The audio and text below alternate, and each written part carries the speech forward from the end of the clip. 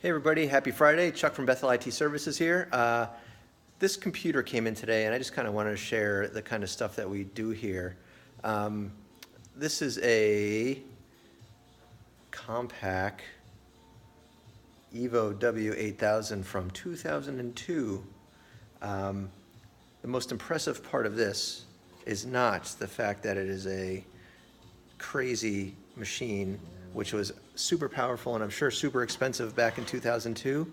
It is the fact that we still have all of the dust since 2002 in there.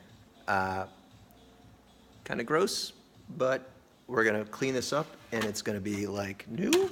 So yeah, while you guys are enjoying your holiday weekend, I'm gonna be here cleaning dust out of this 16-year-old computer. Just part of the service of getting this thing fixed up is to clean out the mess. So have a great weekend, everybody. I'll be here tomorrow from 1 to 3. So if you have anything you need to bring down, we'll be here on the weekends, on Saturdays, from now on through the at least the end of the year. Come on down and visit. Look forward to seeing you. Thanks so much. Bye now.